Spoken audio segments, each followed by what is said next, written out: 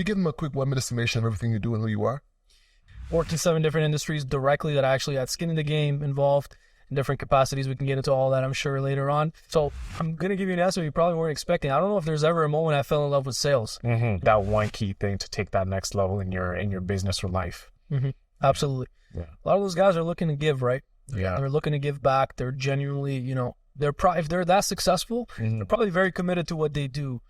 Is that parody or is that real? No, this is what he actually tweeted. Now, Kevin O'Leary is a character, man. I honestly feel like he's like playfully trolling, but he's out some serious. Welcome back to Social Everything Podcast. This is the podcast where we receive stories, tips, and tactics from entrepreneurs who have done it. I'm Alex. And I'm Owen Osinde. And today we have a great guest in the building. You're actually the first one in Everyday Joy Studios, the first guest in studio. Shout out to Everyday Joy, man. Shout out to Everyday Joy. Shout out to Joe. Most definitely. So we got Pouya Hadairi in the building. Good to be here. Thanks for having me. Most definitely. For people looking and people watching, listening, could you give them a quick 1-minute summation of everything you do and who you are? Yeah, so just to sum it up really quickly, what I do is all sales-related, business-related. I've been in sales and business for the past decade. Worked in 7 different industries directly that I actually had skin in the game involved in different capacities. We can get into all that, I'm sure, later on. And then from there, I got into doing some outsourced sales with some different companies, with some different partners of mine. From there, I decided to venture out and do exactly what I do best, really sales training, leadership training, some consulting work. I wanted to really do that internationally. I wanted to scale out what I'm doing and not be tied down to US, Canada only. That's exactly what I do now. So I work with entrepreneurs, business owners, online marketers, sales professionals in all over the world and just helping them with their goals, whether it's business goals, whether it's, eventually whatever their goals lead to. Most definitely. Yeah, how do you define that though? So you're working with business owners, helping them with their goals and helping them set up their business structure. But what does that look like when you approach an agency? How do you target your ideal customer and figure out what their goals are and how you can assist them in their business?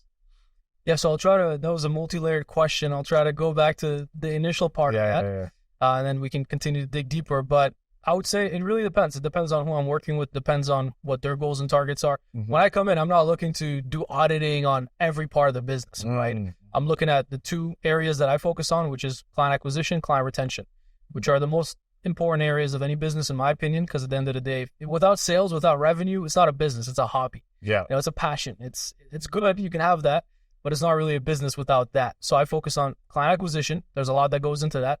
Marketing side of things, the lead generation side of things, the sales side of things, sales processes, systems, and all of that. And you look at client retention, which, you think about the offers, the actual products, the services, all of that. So, it really depends. It depends what their goals are, what their targets are, but those are the areas that I'm focused on. So I'm not looking at, every part of the business. Yeah. That makes sense. So like every sales guy always has that one moment they fell in love with sales. Sure. That first sale that just was, man, like that felt good. What was that like for you? So I'm going to give you an answer you probably weren't expecting. I don't know if there's ever a moment I fell in love with sales. Now, to this day, it's not something that I would do on my spare time. I'd rather be traveling or, sitting on a beach in Greece than just, doing a sales call, right? So it's not, I feel like I realized I want to get into sales and I would love sales when, first of all, I found that I have a natural propensity for it. Stamina was there. Stamina was there. English is my 3rd language. So I speak multiple languages. I can think in a variety of different ways. Being good at sales is really being a good problem solver, in my opinion. And just also being very solution-oriented. And naturally, I've always been very optimistic just by nature.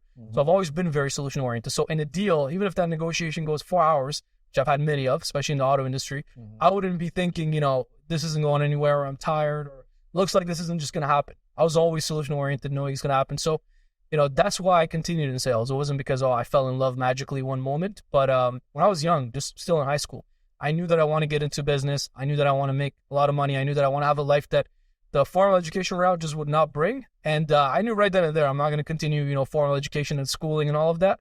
And I figured I want to get into business. So I thought, what's the best way to get into business? Get into sales first.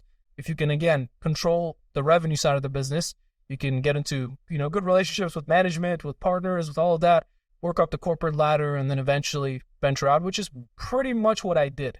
In hindsight, it seems like it's 2020, but it was definitely a lot of ups and downs. And, it was a long journey, but that's pretty much what I did. Yeah. No, you said that you speak 3 languages. English is your third. What are the other 2? So first language is Kurdish. So I was born in Iran. I'm from the northern part of Iran, so we speak our own language. We have our own flag. All of that is like a smaller minority in the country. So first language is Kurdish, second language is Farsi, and then third is English. Those are languages I speak fluently.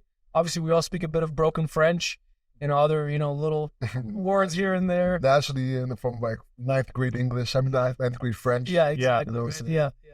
And my fiance is Greek, so I speak a bit of Greek as well, enough to put together sentences to do, basic stuff. Yeah. I've been to Greece a couple times, so every time we travel there, I pick up more and I challenge myself and I order my own food or coffee or whatever, So, this languages I actually speak fluently: Kurdish, Farsi, English. That's amazing, bro. All right, so from doing research on you, one thing you said that kind of impressed me a bit was that you said that you spend around $5,000 investing in yourself every few months. Sure. I know what you're referring to. So break that down. When I was young, this is maybe 19, 20 years old or so. Around then, I started making my first 6 figures. About a year and a half later, I got into some opportunities or I was making more money.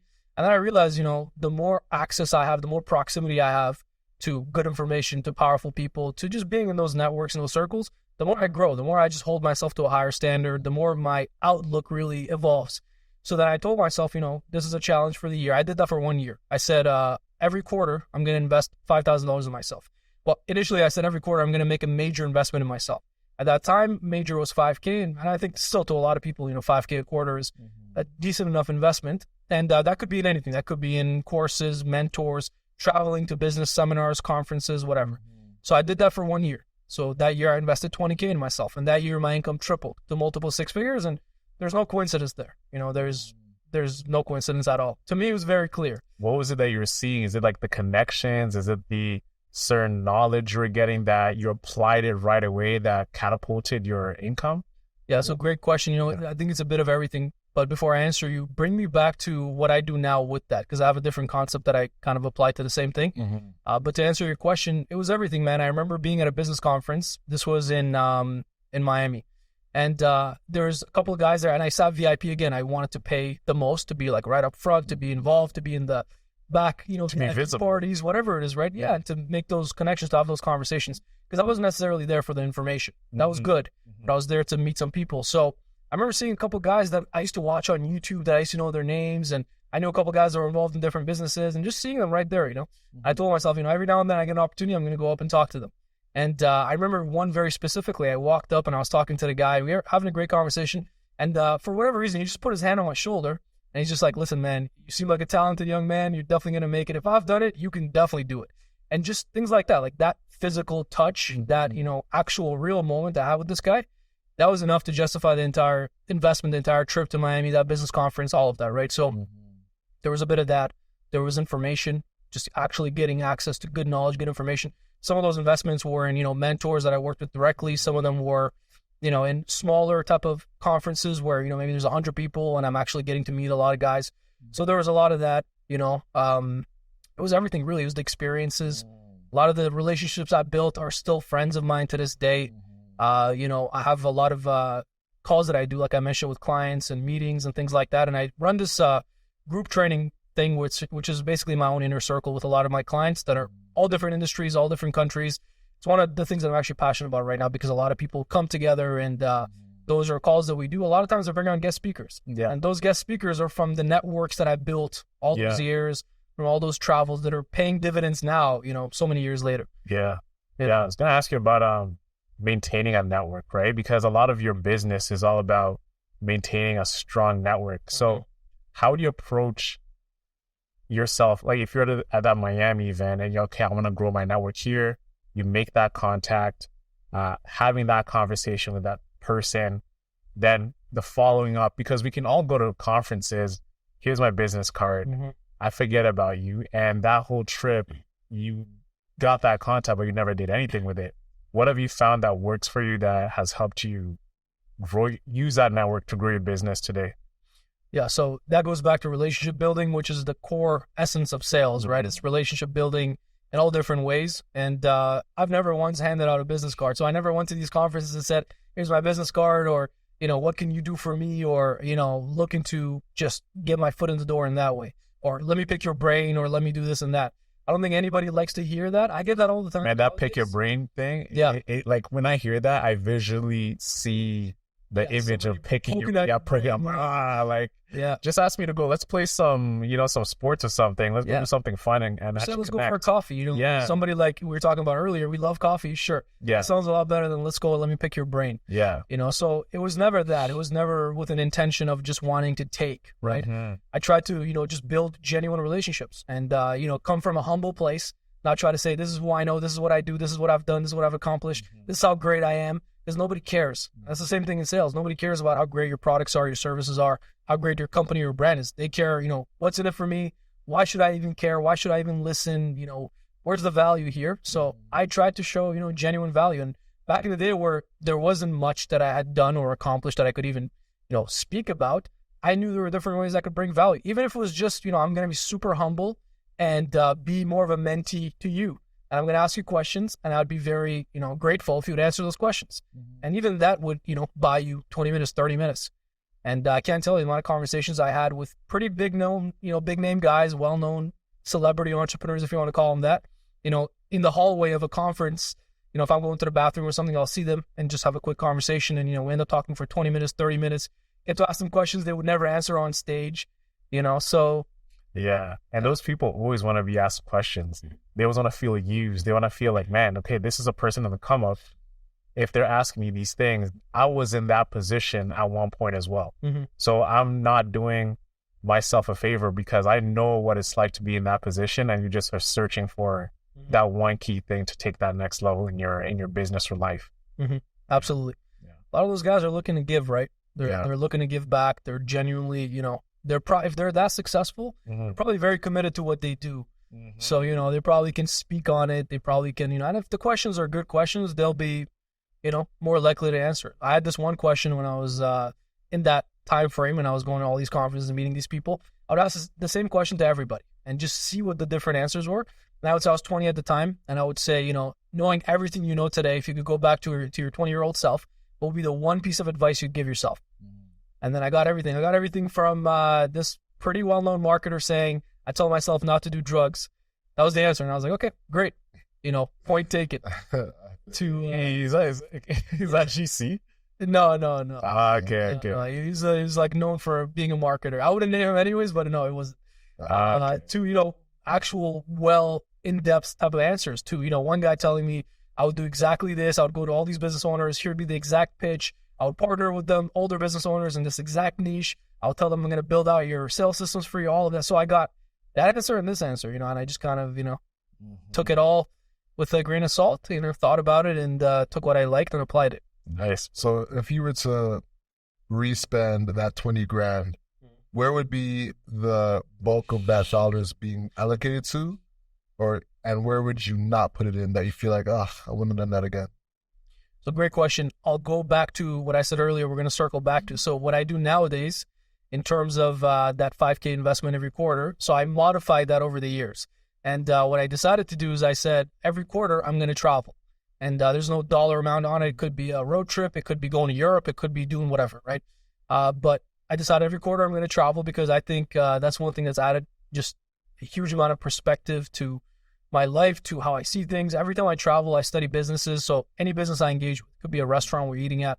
I'll look at if it's owner ran. I'll look at if, and the owner's very much involved, or if it's, more of a chain business. I'll look at all these different things, how their services, how many products they have on the actual menu, limited and they're specialized or more generalized. I'll look at all these things, right? And I'll actually study and I'll learn a lot just from observing businesses all around the world. Also, I think it helps to have your pulse on the economy and just kind of know what's going on around the world. Yeah. So usually summers I'll do a major trip, like 4, 5, 6 weeks. Yeah. We'll go multiple countries and I'll do that.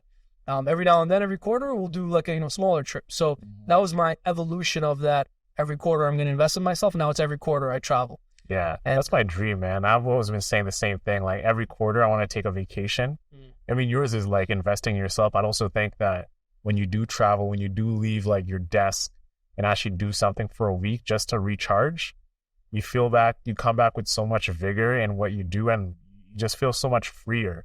I did a trip last spring just going to Tulum and just having a good time. I came back, and when I started my new job, I just felt lighter. I just felt like so much more focused.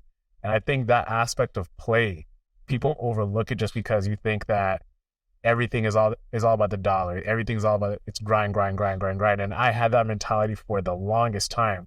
And I thought breaks, if I take a break, there is someone out there who's just gonna overtake me. But you realize in the scope of things that break can actually buy you more time, can buy you more creativity, more inspiration in the things that you do. So we got to start taking that hustle culture and just flipping it around and being like, okay, it's okay to actually invest in yourself by not doing anything and not just, okay, I'm going to buy a course to do or something like that. You know, we should just start normalizing that even more. Yeah, no, I definitely agree. I think either way it's investing in yourself, whether it's health, like we were talking about earlier, whether it's, traveling, whether it's business investments, it's about investing in yourself. That's an interesting conversation, right? Because I'm right on the line too. The first few years of my sales career, I worked 6 days a week, sometimes 7 days a week, 12-hour days for sure, sometimes even longer. And just completely in the grind. I that was the main priority. I didn't do anything else, and that's all I did. And I got the results in terms of financial results, but my health wasn't good. Relationship, just I didn't have time for that really. So I couldn't really allocate my time to anything else that I wanted to. Never took a vacation, never took a trip or any of that. That's why when I got the opportunity, I decided to sort of shift my focus and then make that a priority. Travel every quarter and add that perspective. I feel like you're adding layers to your character every time. You're adding different layers to your personality. And I think that comes across. Let's talk more about that, right? Because you were involved in a couple sales opportunities, then you broke off to do what you do now. So give some insights into that time in your life where you experienced that success, which led you to being Pouya Hadairi right now that we know you are helping entrepreneurs and small business owners. Sure. I mean, it depends what part of it you want. Yeah, because, you worked with like the Grant Cardones, you were helping them set up sales systems and etc. So share more about what you were doing and building that expertise that gave you that insight to actually break off and do it on a solo aspect. Yeah, I think if I had to really sort of compartmentalize it so that it's sequential. Yeah, exactly. Sequential and easy for people to understand. Yeah. I would say it was sales first. So just really learning sales, mastering sales, understanding what it takes, what it even means to generate revenue too. The exchange of goods and services for money or credit. That's kind of what transactions are. Transactions are the building blocks of any economy. That's sales.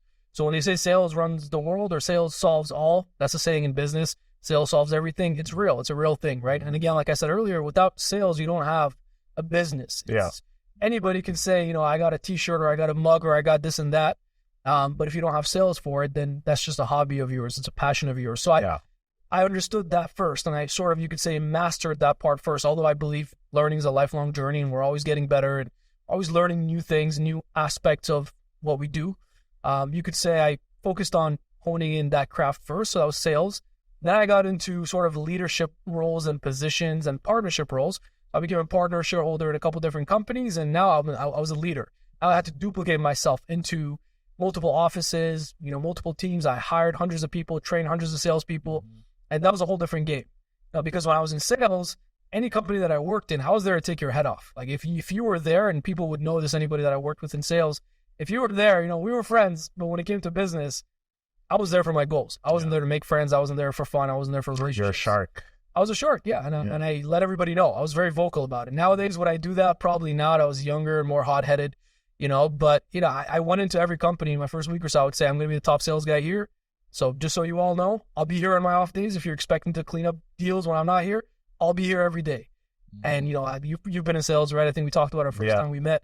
So what that feels like. Naturally, everybody, sort of, hit me up first. What gave you that chip, though? You know what I'm saying? Like, that's a good question, man. That could be what gave you that question to go in your off days. Let's go there. Yeah, let's go there. Let's go do. Yeah, sure. Let's go there. But remind me of your actual question, so it doesn't seem like I'm avoiding questions. That was just like just to set up the parameters of like what got you here today. But to get to that level where you are really successful, there must be like an internal driver that was never going off. Absolutely. So share more about Still there to this day. Yeah. You can probably feel it. But to give like that boastfulness, I'm like, I'm that guy. And you know, it really wasn't about like the credit. It really wasn't, believe it or not, it really wasn't about everybody thinking I'm great or wanting to be boastful.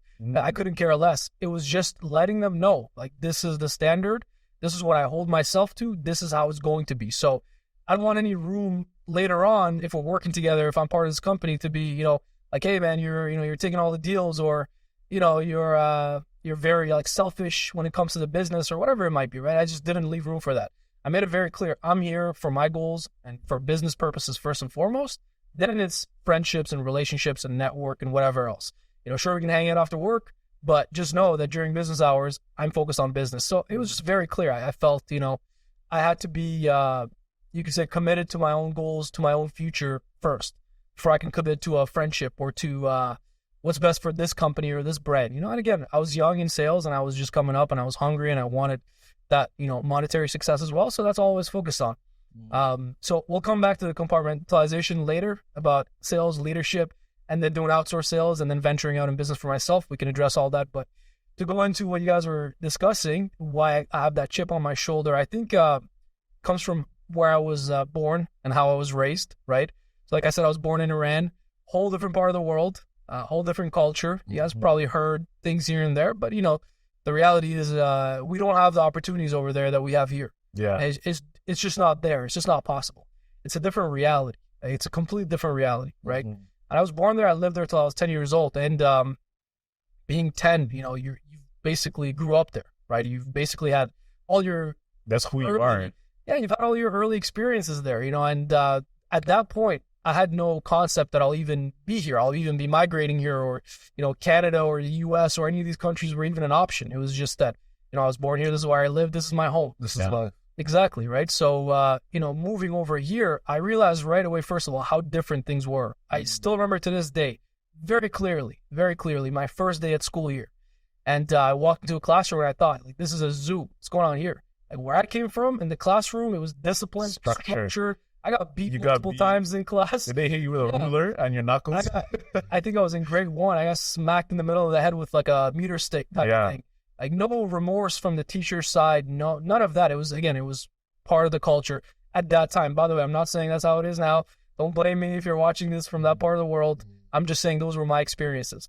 So coming from that, disciplined type of culture where opportunity is very scarce, to walking in here and seeing a classroom and kids are throwing things and running all over the place and talking back to the teacher, all that stuff amazed me. Yeah. So to me, this was chaos. And then I just realized, as I got older, the opportunities that we have here, the family that I have back home, the friends I have back home, they don't have these opportunities. So it almost felt like I was chosen in a way, as much as I'm not the most spiritual person, but that's what it felt like. That's the best way I could explain it. That's like every immigrant too. Like if you listen to every successful business person at all levels, like even just the local bodega person, it's like they're driven by just making it because they know that in this country, there's chances that you're given that people back home don't have that chance. And I totally relate to that because I came to Canada at 10 years old.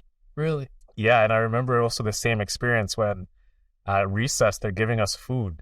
And I'm thinking, wow, you're giving us free food just as a snack, and I get to go out and play. And the classroom, there's like free food at recess? Yeah, they're giving us like Rice Krispies. They're giving us like cakes. This is like a fence side in North York. Like, interesting. Yeah, when I used to live in York Mills. Damn. Yeah. Do you get free snacks? Honestly, I don't recall. Yeah. Maybe like a lunch, like it's like one-time lunch. They will give us like some free milk. Free milk, chocolate milk. So man, it was a big it was a big culture shock, man. And like the way the rooms were made and the teachers, the way they're teaching, I was just like, wow, same thing. I was shocked because all I know is law and order in school. Whatever the teacher says, you listen. You gotta ask to do things, you gotta ask for permission everywhere you go because they want us to be like very, very disciplined. And every immigrant family, there's always that chip of like, hey man, you know what?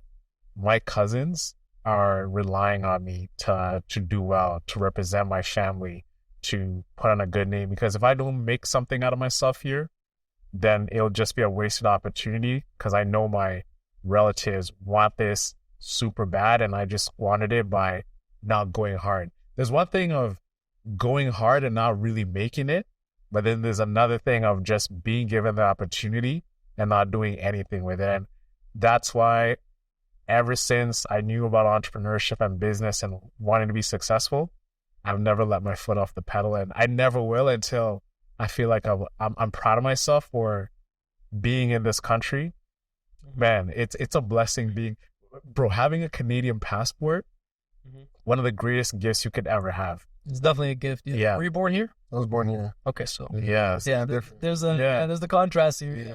So you should definitely be grateful. Just where you are. No, I definitely am grateful, and I've had similar experiences though, where I've gone from, actually when I was 12, I went from public school to private school, and that was like a huge difference for me personally. You know, where I knew that I was being given an opportunity that not a lot of people had. Yeah. You know, so, and that was going from like the worst neighborhood in Toronto, one of the worst, to one of the like the most prestigious schools. So that was like a huge thing. I remember telling like some kid in grade 6 that I was heading out, and he's I remember his name was Bilal, and he was like, "Man, like Bilal, eh?" Exactly. All my close friends is Bilal. Oh yeah, Yeah. Hilarious if it was the same person. Yeah. But he was like, you know, you're giving an opportunity that no one gets, eh? Take advantage of it, you know? So, like, when I went there, I went with a different mentality. And I was looking at all the kids there, like, y'all are just squandering this. And they were playing, like, fake gangster, like, tag.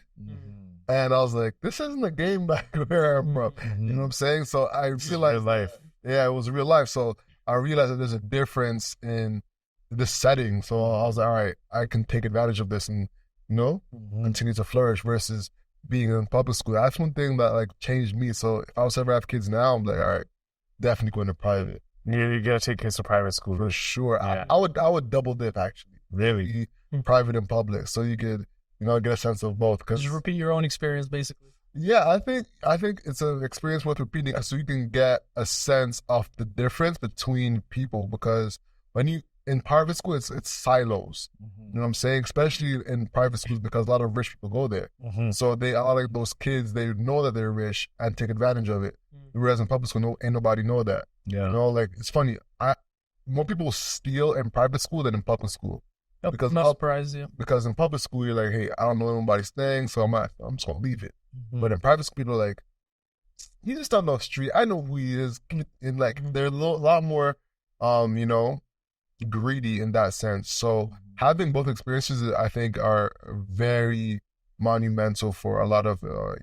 So yeah, man. So I've had my own experience where I've like seen the stark differences, but nothing compares to y'all, where it's like country to country. Yeah. Like, yeah, that's a huge difference. Yeah, that immigrant mentality is definitely a real thing. Yeah. So I would say that's one. But on top of that as well, the reason it's a real thing is you get perspective. Yeah. So the key takeaway here, I guess, would be perspective. Respect. When you have perspective, everything's just different. You'll never catch me complaining about some basic things or day-to-day life or whatever else it might be. I just never have. I never will, because I have perspective. You understand how much worse things could be, you know, and you're very grateful for where you are today. But then that's where most people stop. I would say somebody like myself, I think even yourself, it sounds like, would go along the more of the mindset of always grateful but never satisfied. And you mentioned earlier, you know, you're going to continue to go hard until you get to where you think that's your measure of success. For me, I don't think there's a ceiling. I don't think there's ever a time, because as you grow and as you evolve, as you get better, as you discover more in life, as you could say achieve more, but achieving more could just be anything. It could be experiences. It could be wealth comes in different shapes and forms, right? I think as you evolve and as you grow, you know, so does your potential. So does the ceiling. It's not something you'll ever catch or reach. It's like your shadow, right? It continues to evolve and grow with you. So for me, I basically live by that. Always grateful. I genuinely am very grateful in every second of every day.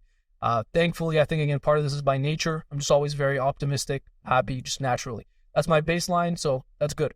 I'm always grateful, but I'm also never satisfied. And that goes back to full circle to the question of where that chip on my shoulder came from. It's partially nurture, being an immigrant, coming from a different part of the world, having that perspective. It's partially nature. It's partially the fact that I'm just ultra competitive, even when I played sports and, you know, all of that to this day. And also just, you know, I'm just never satisfied because I know what I could do. Yeah. I know my potential. I know what my standards are. And I I just hold myself to my own standards. So at 27, right? What does that success look like to you? What does the future success look like? Yeah. The only way I could really define it right now would be living a truly fulfilled life completely on my own terms and complete time freedom and financial freedom. That's it. And it's very broad because, I've seen how much things can change in 3, 5, 7 years. So I can only imagine how things will change in 2 decades, 3 decades. It's not something that I even really think about to that degree or try to define it, because I think it's just you're putting constraints on yourself. And I'd rather just not put constraints on myself in any way. I'd rather just look to, get better in every way, look to get better mentally, physically, in all areas, and continue to expand. And again, like I said, as you expand, you'll be surprised how much you can do. You'll be surprised what could happen. You'll be surprised at the opportunities that are available. So I don't have a definition for you. This podcast is brought to you by Nyorai Cellars. If you didn't know, Nyorai Cellars is the only Black-owned wine company in Canada. Right now, I'm holding the Rosé, the 2021 Rosé bottle. This drink is amazing. I mean, it's perfect for those dishes such as seafood, where you're cooking shrimp, you're having some pasta, whatever it is you're having. Grab a bottle of Nyorai Cellars, the Rosé.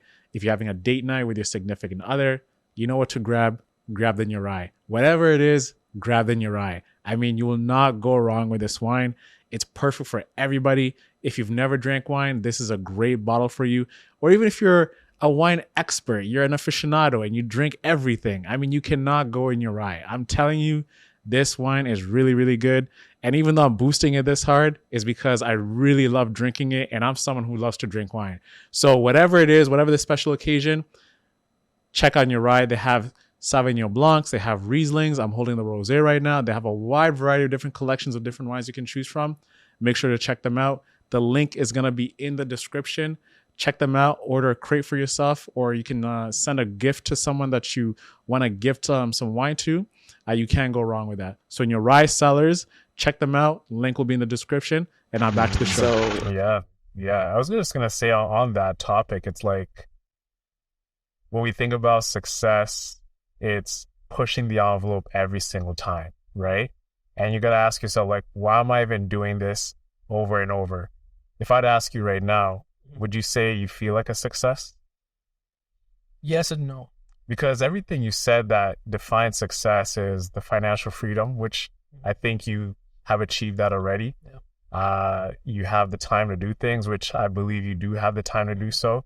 So you already are a success already. So to continue wanting more is like, and this is not even on you. It's just in general, all of us. I've been successful. I've been the life that I have now. Like I was like, man, I want to live in Toronto. I want to work on something that I'm passionate about with people that I care about. I want to have some impact, which the podcast has allowed me the platform to do that. And I have my family. I am successful. I am where I want to be. So that level, I've learned from me that desire at the core of it, even though you have it, can be kind of the root of your own misery at the end of the day too, because you'd be there complaining or thinking, oh, I want more. But then you stop and you say, damn, I used to want this thing that I have right now 3 years ago. And I'm not even looking at it. I'm not even enjoying it. Like I wanted to live downtown Toronto. I have that. But now I'm thinking about, man, I want to buy a house in, let's say for purpose sake, I want to buy a house in Rosedale or Lawrence Park. And I haven't even really settled in where I'm at yet. And I'm already thinking about those other things. So it's just like when I talk to entrepreneurs, I'm noticing this trend about us is we're never satisfied with our station. The ones that we worked so hard for to achieve, but we're always just like thinking ahead of getting to the next spot. Yeah. So a couple of things there. I feel like you just have to say this. I'm not saying that's the right way to be or the right way to think, right? As success is everybody's own definition of success, right? You want to be a school teacher and make, 50, 70, 80K a year, and, be home with your kids and have a 9 to 5 and have summers off, and that's where you're happy and you feel genuinely gratified, then perfect. That's success. Ray Dalio, I don't know if you guys are familiar with him. Yeah, Ray Dalio says your measure of success is by what you want to accomplish, So you want to cure the world of certain diseases or whatever you want to give to philanthropy and all that, you might need 100 million, right? You want to live in an apartment by yourself and you're okay eating pizza and you're happy and you just want to hang out with your friends, you're probably good with 30, 40, 50K, right? So the measure of success is defined by, you know, what you want to accomplish, how you want to live. So I think it comes down to that. I don't think there's a right or wrong way. I definitely don't believe that. I used to think that. I used to be very rigid in my definition of success. It was very much financial success. But nowadays, man, I think, you know, whatever makes you happy, whatever makes you genuinely happy, though, not, you know, I'm settling, I'm okay with this and just, you know, thinking you're happy, but whatever genuinely makes you happy, whatever that North Star is for you, I think that's success. It's living a life on your own terms, whatever that means for you, whatever your terms are, right? So I think it comes down to that. But for somebody like myself, you know, I don't feel that not enjoying the moment or not enjoying, you know, all the traveling I'm doing and all the things that, yes, when I was 15, 16, 17, writing down my goals every day, I would write those things down and I've pretty much checked off all of those. So yeah, you could say, all right, well, I'm successful now, you know, but what am I going to do? Just sit there and, you know, gloat about my, you know, glorious days or whatever, you know.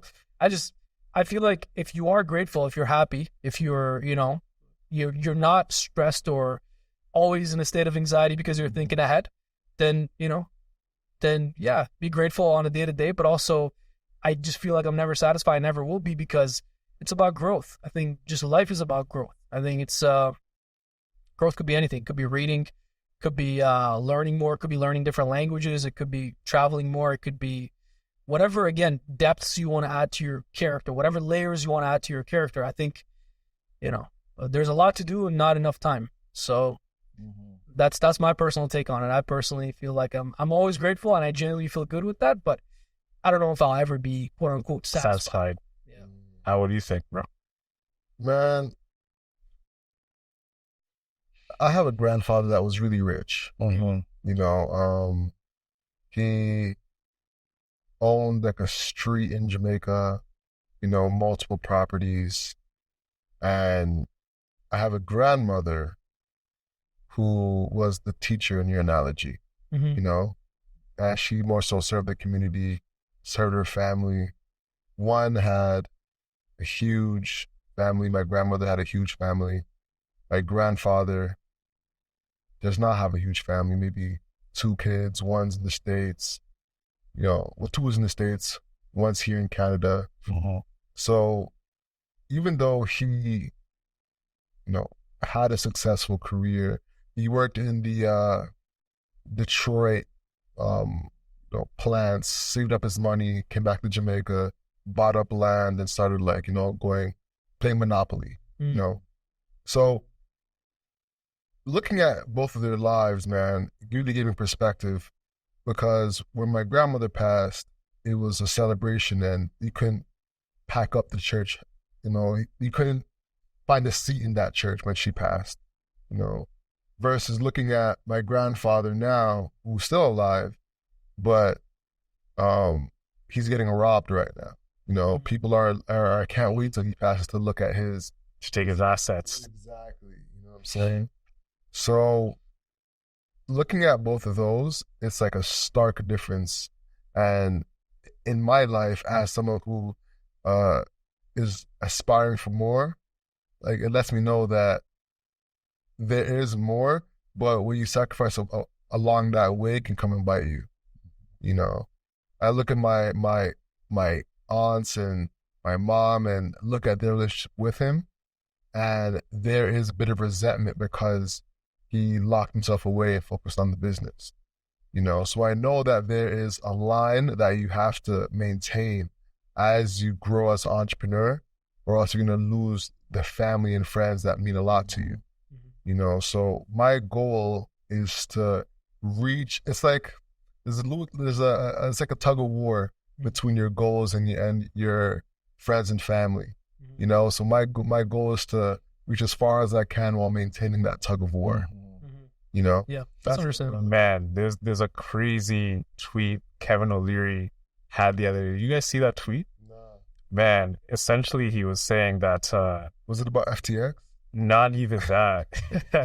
It was like this tweet about how everything you do for success, it's like disregard your wife, disregard everything, achieve success at like all costs. It was, I think I liked it somewhere. Let me try and find it. But Yeah, see, that's what I wouldn't agree with. I feel like, you have to have your priorities. You have to have, close relationships. That definitely comes first before just wanting to make money. Yeah, I wouldn't define success as just money. So I feel like, it's not, I agree with you in that analogy with your grandfather. I've seen examples of that. I've seen real personal life examples of that as well. People in the family who have done well. So I've seen both sides too. And I definitely agree. It's a lot of those guys, if you could go back to them, they would tell you they wouldn't sacrifice what they sacrificed to get to where they are. If they could go back, they would change it. it's like you feel like you're not, none of those things matter. What matters is that you achieve success and become free. Then you can do whatever you like. Is that parody or is that real? No, this is what he actually tweeted. Now, Kevin O'Leary is a character, man. I honestly feel like he's like playfully trolling, but he's also think that's- serious. So there was also an interview where someone said the distribution of wealth is 10 times or whatever times towards billionaires, and the rich people, the poor people don't have any sort of access to it. And he's like, that's great.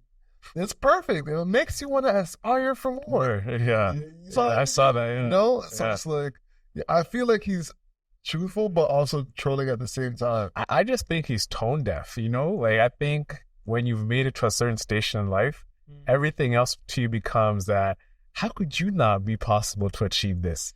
Yeah. So you think that? I don't think he is, man. I think he's a smart guy. I think that's part of his character. You think he's playing to his brand? Yeah, I think he's playing to his brand. I agree with you. I think he's a smart guy. I think he knows exactly what he's doing, man. I don't think he's tone deaf. He does enough traveling, enough dealing and wheeling with people to know, what's going on. And that's true. He did come from the ends when, his boss used to tell him, scrap that gum off the floor, and seeing how, he came from humble beginnings. Yeah. He knows what it's about. Anybody who's that successful and hasn't just been given that money is not going to say that and mean it. I don't think, at least. So I feel like knowing a little bit about him, obviously, I don't know him personally, but I think it's that. I think he's trolling a little bit. I think he's joking a little bit. But I'm sure, like you said, there's a bit of, There's a bit of truth. There's a bit of truth in there, man. After a while of being wealthy, I think it does get to your character after a while. So I think it's a relationships change, right? Mm-hmm. Things change, relationships change.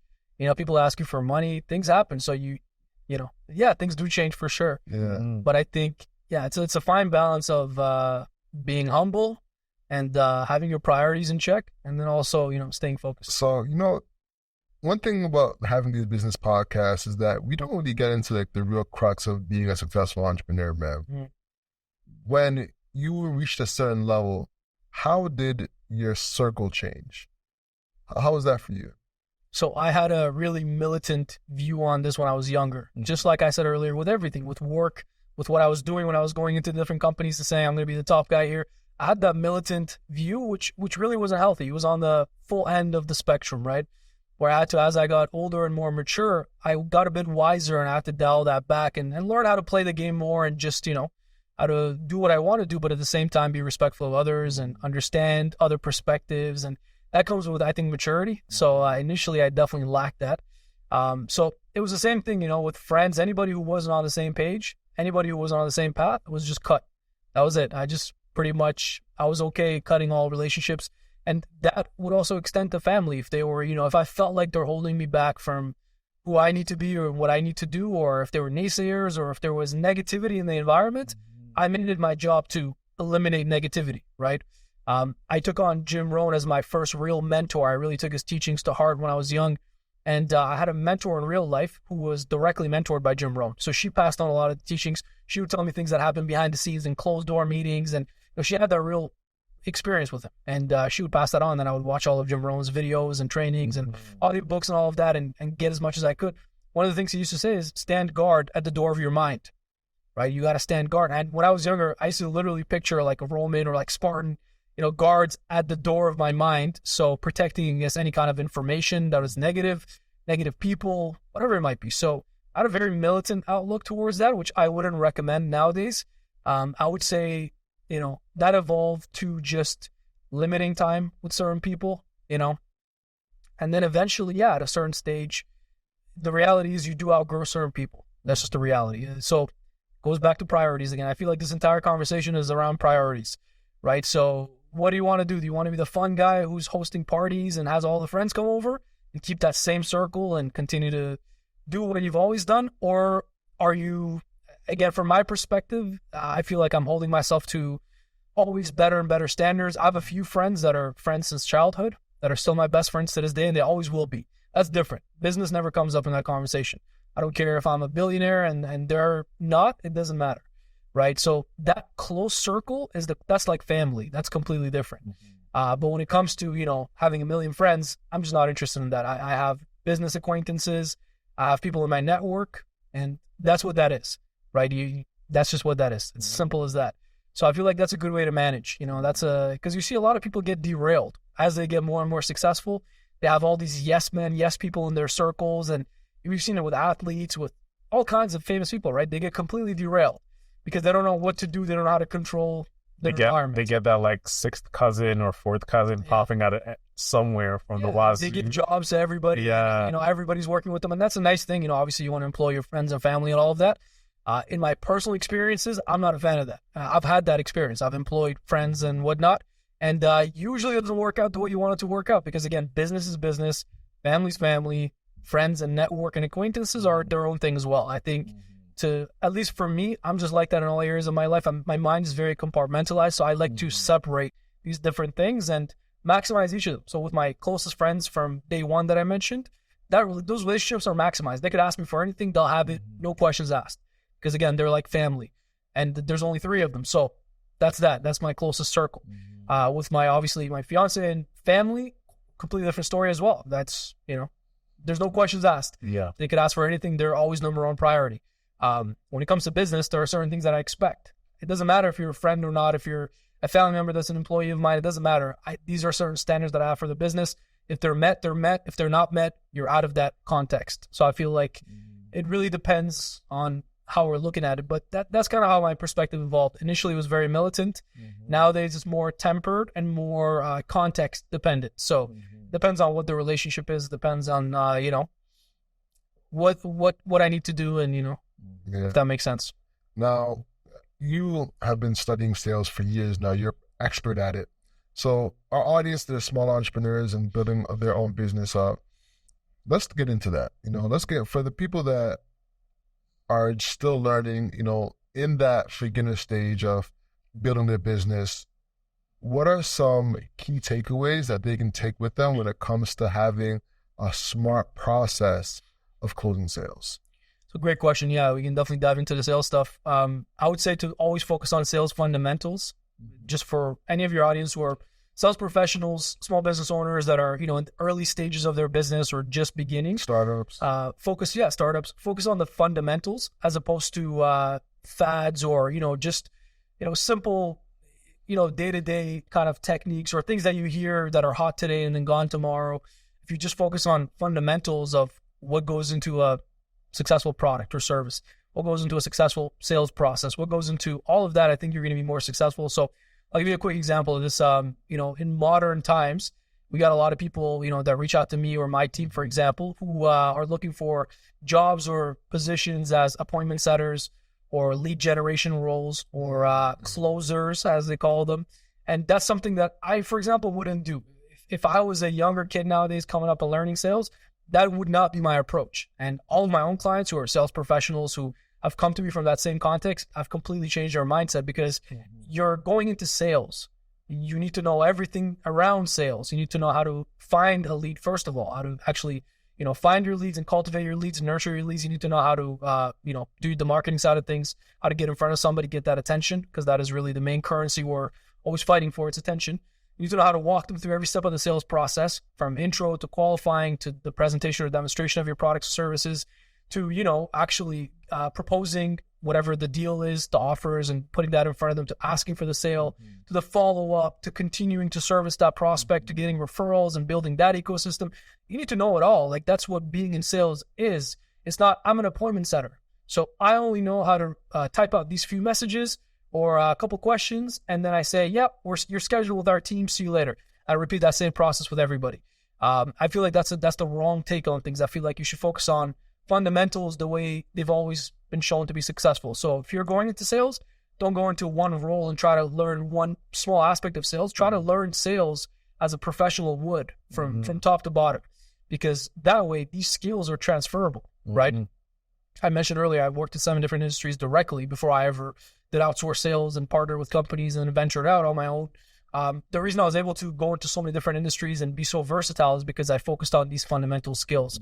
I focused on what works. Doesn't matter what the product is, what the service is, what the industry is. I'll learn the product knowledge. I'll learn the competitive knowledge. I'll learn the industry knowledge. That's fine, and that's important.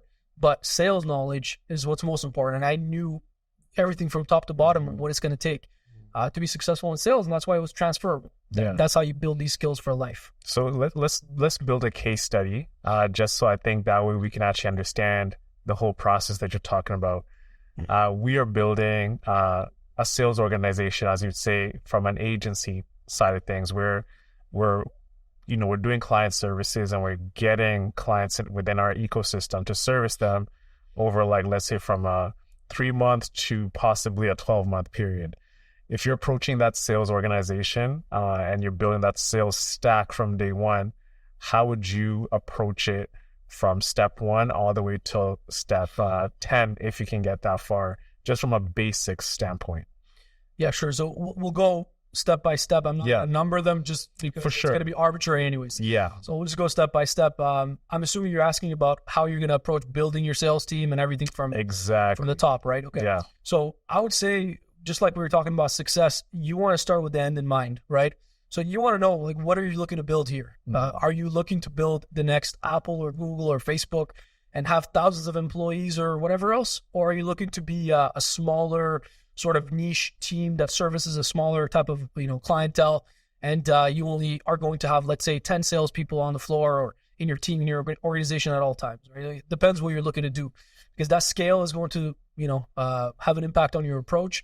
So I would say start with the end in mind and figure out what you really want to do. And then from there, I would start with building out the systems, the SOPs, if you want to call them that, the processes that you want to build out. So I'm assuming you already have a product or service in place here. Yeah. We have a product in sale where we're selling, customized video packages for social media. Okay, got it. So towards publishing, or to professionals who want to communicate their message or what they do, someone like you as well too.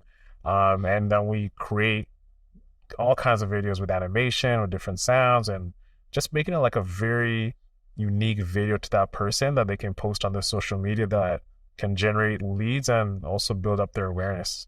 Got it. Okay. Yeah. And right now, is it you guys doing the sales part of things? How are you guys taking on clients? I've been doing cold calling, building up like sales sequences, like using Apollo, having a CRM, having different messaging, and also like the documentation process. I've just built that out like the past 2 weeks. So when someone comes and does what I do, okay, this is how you shoot the shot, you shoot the video, this is how you service a client, so you close them. Here are all the different messaging you can actually include in your Gmail templates to just have a quick workflow. So I'm thinking how the way I'm thinking about it is like, how can I take myself out of this process, and what would be like a question someone would ask me, and what can I do to document that right now? So when someone's, hey Owen, hey Alex, how do I do this? Oh, just check the G drive. You can go in this folder, you can check that folder. The answer is there.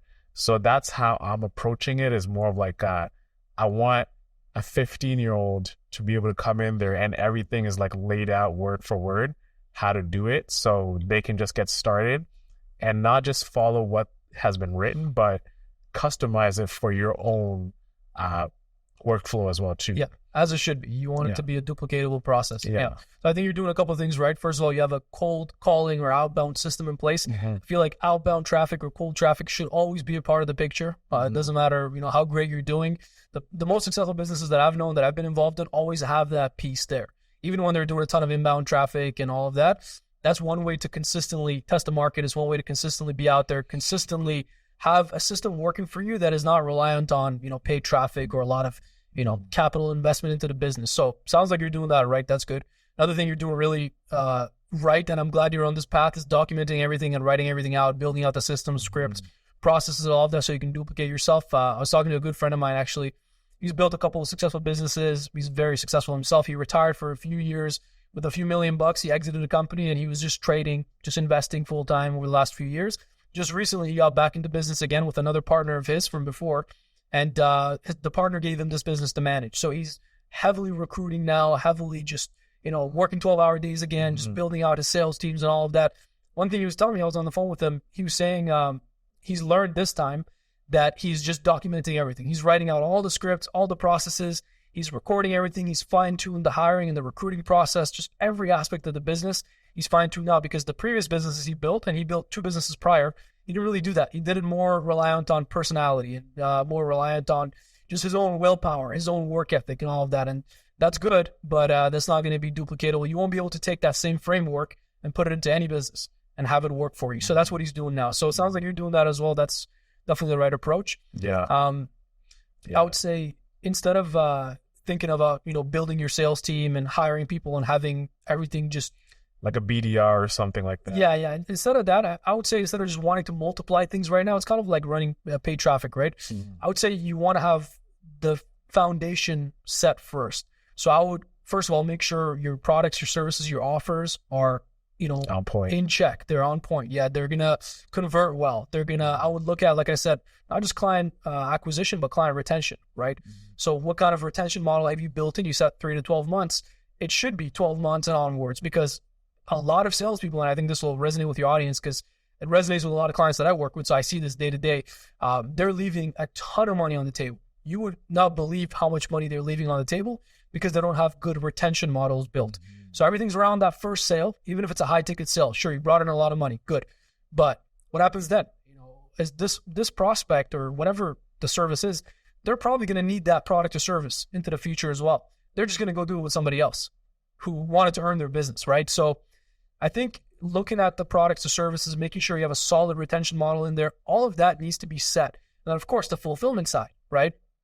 The last thing you want to do is be a great sales guy, sell a bunch of people, and then not be able to fulfill, right? Yeah, that's the classic overpromise and underdeliver. You don't want to do that. In an ideal world, you want to overpromise and overdeliver, right? That's the ideal world, right? Most people would underpromise and try to overdeliver, right? So those are kind of all the different scenarios you can have.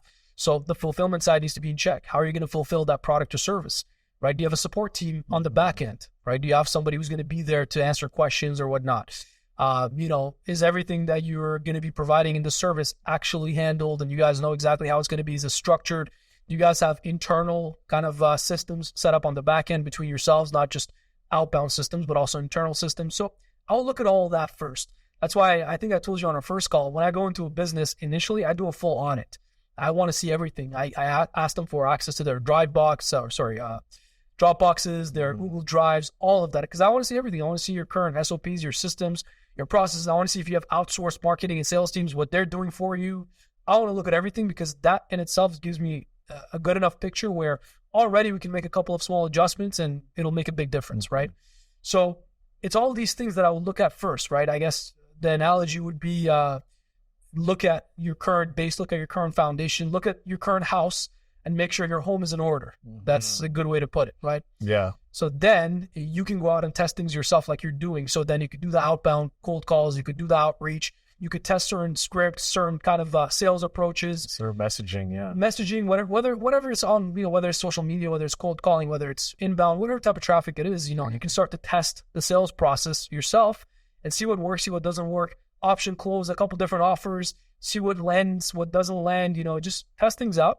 And then once you have your SOPs, your scripts, your processes, everything built out, everything written out, then you can look at, hiring for whatever position that is. Yeah. And and that's honestly, it's been amazing just like building that out, just because I feel like there's a lot of more weight off my shoulder. Like even if I'm building the scripts out, I'm building the systems out, I know it's for other people, but for me, even sometimes I forget what I wrote. I forget some good emails that I sent out to people.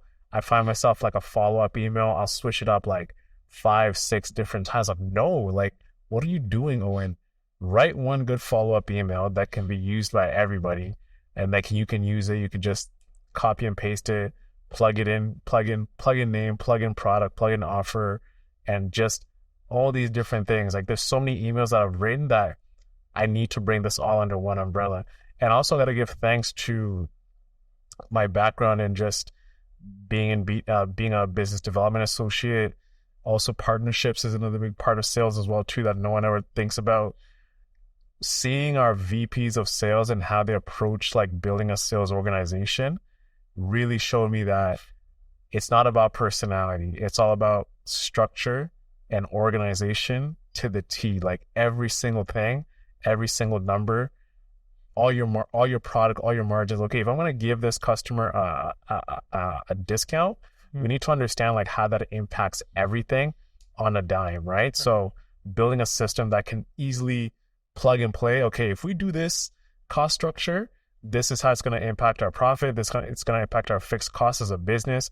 Can we offer that as a long-term deal? No, we should be walking away from that sale.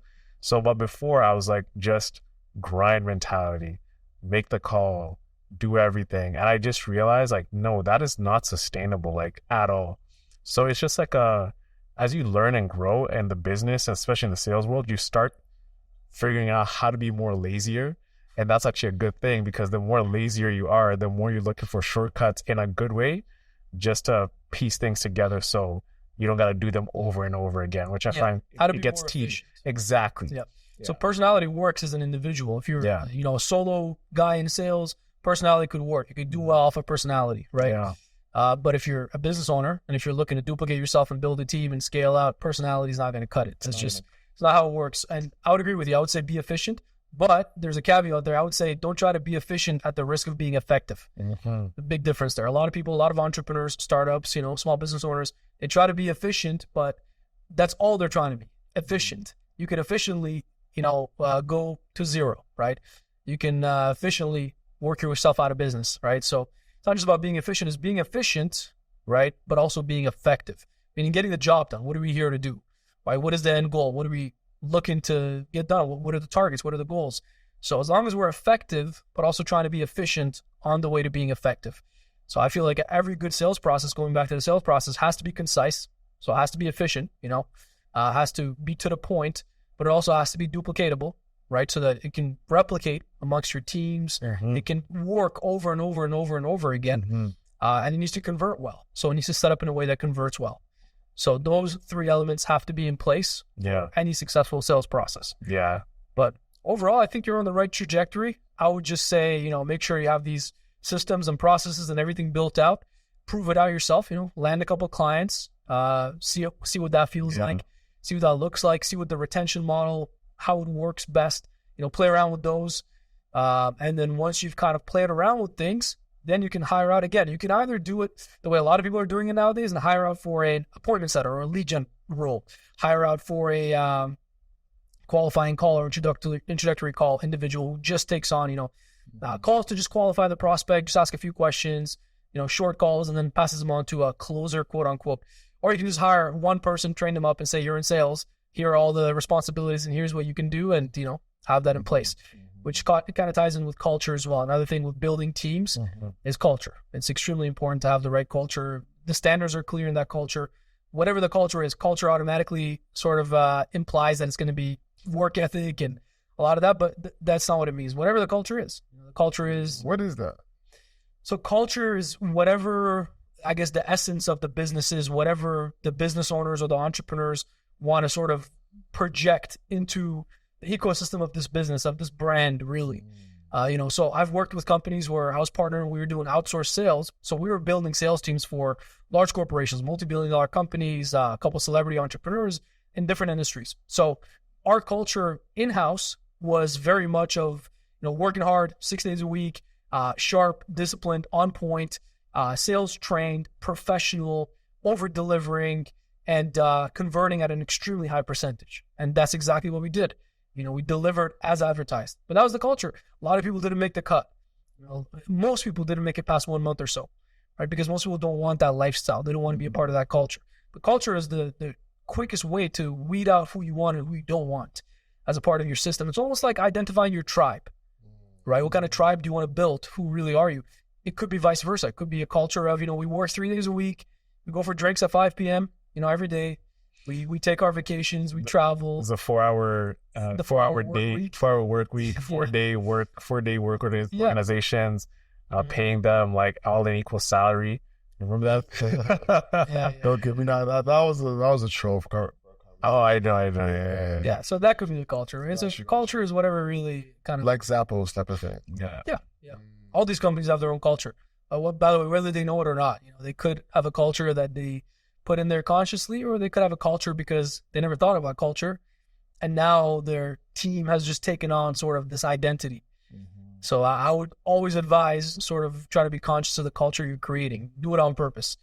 Actually sit down and say, who are we? What do we want to represent? What is our culture? What is our brand? And if somebody comes into our, team, do they know who we are? Do they know what we expect? Do they know what our standards are? Because I think that's important to building a successful team longer term. And do you set those cultural pillars from day one, or do you see what works, see what doesn't work, then you readjust? So for most businesses that I've been a part of when I was hiring people and building these teams, and nowadays for my own company as well, anytime I'm hiring people, there's a 1 to 2 week onboarding where we're basically going over training, onboarding. So we go over a couple of that stuff as well. What are the values here? What do we represent? What are the expectations? What are the standards? Even the schedule, what it looks like on a weekly basis. What are the work hours? All of that. So the standards are clear. The targets and the goals are clear. Comp plans are clear. Everything's clear. There's no question. And again, if they're looking to dive in and they see the benefit and the value, then it's a mutual relationship and it's all clear. So yeah, I would say we pretty much do set it from the get-go. And I also think, you're the example. So you can say what you want, but people are going to follow your They're example. looking at you as like, okay, you're in the leadership position here. If you're not working hard, if you're not setting the SOPs that you set for us, then this doesn't really matter to you. Then you're a fraud in your own business. We used to have a saying in some of our sales teams that was, I'm trying to remember this. It was early is on time is late, and late is unacceptable. So early is on time is late, and late is unacceptable. That was our policy around being punctual, right? And you can't be talking about that in front of a room or team of people and then show up late yourself. It's just not going to happen. That's not how it works, right? Nobody's going to respect that. You're going to have people the next day coming in late. And then what are you going to say? Even if you confront them, even if they don't say anything, even if they don't say, well, you were late yesterday yourself. Even if they don't say that, you're both thinking that. And that culture has just been diminished. That standard has just been diminished by yourself. So if you're going to set a standard, if you're going to have a specific culture you aim for, you better live it yourself. It better be something you genuinely believe in, so. Yeah. Culture is key in everything. Yeah. Got you. So that's kind of more so with the culture fit, because what happens a lot of times that we find is people will say it's not a culture fit, but it's really like a blanket term used to weed out other people that, even if they are an actual culture fit by your definition, they're using it to get other people that they just don't see in terms of how they look as a fit for their company. I've seen that as a blanket term to try and gloss over that. Have you seen that at all, or no? Yeah, I've seen that too, and I'm not a fan of that. I'm not looking at how somebody looks. I'm honestly not even looking for talent, or I'm not looking for somebody who's like, the best salesperson. I'm looking for other core traits usually. Are they hardworking? Are they coachable? Are they going to listen? Are they going to talk over me every time I'm trying to correct them on something, right? So I look for other traits than just, talent or how they look or whatever, because I've hired a lot of people that I thought would do great. They looked the part, sharp, clean cut, dressed in a suit, looking nice, and they were terrible. When it came to a negotiation or a deal, or when they were making cold calls, they would completely fumble. They would not know how to go about any type of interaction like that. So they completely didn't fit the role in that context, right? And we had to let them go. And I hired people that you would be shocked that I even gave them an opportunity. And I don't even want to get into examples because I feel like I might offend some people, but off air, I can give you examples. Yeah. And I hired people that, the rest of my, team or management team would say, are you sure you want to hire these people? I mean, and I said, yeah, let's give them an opportunity. Hire fast and fire fast. We can let them go. Not a problem. If they're not a fit, we'll let them go next week. Who cares? But I saw something here, so I want to give them an opportunity. And some of those people ended up blowing it out of the park, crushing it, staying with those teams or those companies for the long term, doing extremely well. Because again, they probably as well didn't think they're going to get that opportunity. So now that they got the shot, they also had that chip on their shoulder. They worked harder. They did more. They were more coachable. and they got the results. So yeah, I wouldn't look at how somebody looks necessarily.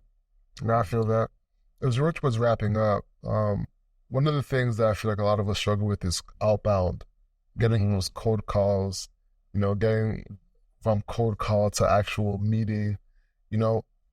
For people that are, looking at outbound and getting nervous and having that anxiety around that, and cold calling, getting a few rejections, not having a better close rate, what are some of the overarching strategies that you can use to have a better close rate? Yeah, so first of all, if you're doing any kind of lead generation, whether it's outbound, inbound, whatever it is, whenever you're in front of prospects, they borrow your confidence. Your prospects borrow your confidence. That confidence better be there. Confidence in yourself as the person who's going to service them, as the right option for them, confidence in your products and services and the results that they can deliver, confidence in your brand and your company compared to the rest of the competitors in the space. So that confidence better be there, and that confidence better come across, because that really is what it is. You're selling them. So you can't say, oh yeah, we have a mediocre product and we're going to do an okay job, and hopefully we can get you the result you're looking for, hopefully over the next 3 years. That's not a very certain convincing pitch. So chances are you're not going to do well with that. But if you have genuine, real confidence, and by the way, it shouldn't be fake or altered confidence, because then it's going to eventually be weeded out. People will see through that. So as long as again, that's why I went back to when I was giving you some feedback, looking at the foundations being strong, your products, your services, your acquisition model, your retention model. Because if the foundation is strong, you can speak with that type of confidence. You can tell somebody, listen, I'm here to earn your business, and we're committed to doing whatever it takes to earn your business. Let's look at what your needs are, what your wants are. Let's look at what you are really looking for from, what the main problem is you're looking to solve. And let's look at how exactly we can cater to that, right? So when you can speak with that level of conviction, chances are the person with the most conviction is going to win in that scenario, right? So I would just say, don't be nervous. Don't be anxious. Like you said, if you're making some cold calls or reaching out to build connections, just understand, do you believe in what you do? And you should be selling something you believe in. You should be, selling a product or service you would buy yourself. That's the golden test. If you wouldn't buy yourself, chances are there's some work to do. And if it's your own business, you better get to work. If you're working with a company and you're selling a product or service that's subpar, okay, you're in sales, maybe you're younger, you're just starting your career, sure. Get your experience, get out of there, move up to a better company you genuinely believe in. But if you're the business owner, if you're the entrepreneur, you personally wouldn't buy your own products and services, there's a problem. That needs to be handled before you do anything else, right? So that's one rule. Another golden rule, just quickly while we're on this topic here, is only work for or with people you genuinely respect or admire. If you don't respect or admire them, don't work for them or work with them. Those have been rules that I've learned the hard way, both of those rules. So I would definitely advise everybody to re-listen to that and look at how they can apply that to their own lives, look at where they are right now. But yeah, back to your question. So yeah, I would look at just being very confident with everything, with the product, with the service. I'll look at having a pitch that is going to be to the point, that is covering all the major elements to who, what, when, where, why. Because they're going to think to themselves, if you're cold calling, or if you're knocking doors, or if you're reaching out to somebody, any type of cold manner, they're going to think, who are you? Why are you here? Why should I care? Why should I give you any time? It's the most valuable asset, right? It's the only thing we're not going to give back. So why should I give you any of my time? So you need to answer very concisely and, in the best way possible. Who are you? What you do? Why you're here? Why you should, earn their time? How you can help them, what's in it for them, how they're going to benefit, sort of put that into a pitch. Obviously, in better ways, we have scripts that we follow, we have, structures that we follow, but, have that pitch as well. And then obviously, know who your target market is, know who you want to get in front of, because you're not going to sell to everybody on this planet. It's just not possible. I don't care if you're the best closer or sales guy on this planet. Chances are, if I put you in front of, 8 billion people, half of them are going to hate you right away or just want nothing to do with you. Right, a good percentage are not going to be qualified financially or otherwise for your product or service. Out of the ones that are qualified, some might already be with other people, might not be in, might be in early stages of the buying cycle, so they might not quite be there yet in terms of wanting to make a decision on your product or service. So it's going to be boiled down to a very small percentage of people that you can actually, who are qualified, that you can actually ask for the sale, and there are real objections, quote unquote, or real problems you can solve to get that deal done, to earn their business, right? So I wouldn't try to sell just to everybody or be everything to everyone, because that usually doesn't work. That's why people niche down and want to speak to one target market. Same thing in sales, right? Not everybody's closable. So try to close the people that are closable. So those are just some generic off the cuff pieces of advice that I would give you for cold calling, in terms of, converting better. You asked about closing as well. In terms of closing, I would just have, a good process, again, that is duplicatable in terms of the closing. Usually option closes work really well for most businesses. So a standard one that I would just say you can always lean on is option closing. So as opposed to saying, Alex, we have this product. This is what it looks like. These are all the details. This is how much it costs. Let's go ahead and get this done side here. And then Alex says, well, I wasn't planning on making a decision today, or, I don't know if this is the right fit, or all these million things that they could say, boil down to a few core reasons, but they could go, about it a million different ways. As opposed to that, it would be a lot easier for most people, especially if you're not a sales killer, sales assassin, as I like to call them. It'd be easier to just say, Alex, based on what I'm hearing, it sounds like this option here will work best for you because it would do X, Y, Z. Always be specific, detailed, let them know you heard them and you're giving them real advice for them. And we have option B here, which I would personally recommend. I think that personal touch, personal recommendation as the expert, if you've done a good job to build your credibility so far, would go a long way. So Alex, personally, I would recommend option B because of X, Y, Z, blah, blah, blah. This is what it would do for you in your case. You have both options. My recommendation, which one works best for you? And then doing an option close like that, asking for the sale in that way. So yes or no is not an option. It's A or B. And either way, you're winning. And if you're doing things correctly, if you have a good product or service, they're winning as well. Wow. Big jam. I know I said a lot there, but I think that was a big jam. there's a lot to discuss. No, you got me thinking about option closing. And as you're talking about that, I was thinking about, we don't have an option close. It's either you do one package and it's like this is a 3-month thing you're committing to, but there's nothing that's like a small uplift just to bring them in and then get them on. Like back when I was selling gym memberships, there's like the 7-day free trial. There's like a 1-month membership. As soon as you get them in that ecosystem of coming in the gym, feeling the workout, okay, I've been enjoying this 1 month.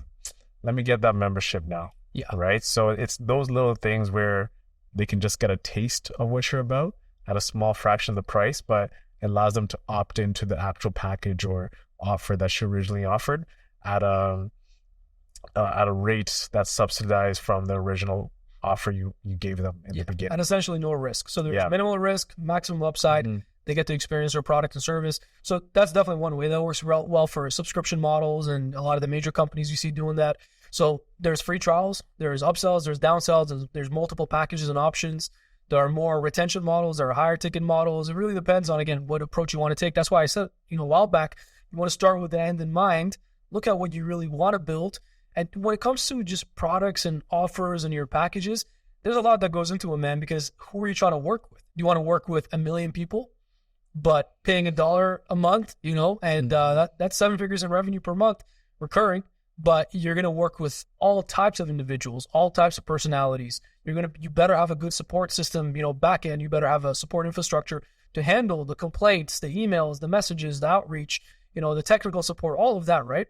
Or do you want to charge each client $100K and only take on a select handful of clients and, service them at that level? So it really depends what type of model you want to pursue. So I would say, again, start with the end in mind before we even look at, building a sales team and scaling the sales team and all the good things we're talking about here. A lot of the foundational questions need to be answered, but you're right. The major companies like you've worked for before, they have all that in check. They've done the due diligence. They know also, by the way, the psychological aspects of sales. Forget, one of you was mentioning psychology before we first started chatting. That's a huge part of sales, right? It was me, I believe. Yeah. Okay. Yeah, maybe both of you. Who knows, right? So psychology. We can do a part 2 on psychology. Oh yeah, 100%. We can do multiple parts to this. I don't even know how long we've been talking now. Psychology is a huge part of it, right? So what you mentioned, consistency bias, confirmation bias, all these things play into sales. And like you said, if they come to the gym in that example and they're working out for a week or so, now they made a couple friends, now they feel better. People tend to stay consistent with their previous decisions, with their previous actions, their previous behaviors. That's why if you, get a Netflix membership, you're very unlikely to cancel it, right? Because it's already there. You're probably not going to do the work to cancel it or want to go against your prior decision, because then you're making yourself wrong. Yeah. And we have a tendency not to make ourselves wrong or look for all other evidence to try to confirm our own pre-existing beliefs, which is a huge blind spot in all areas of life.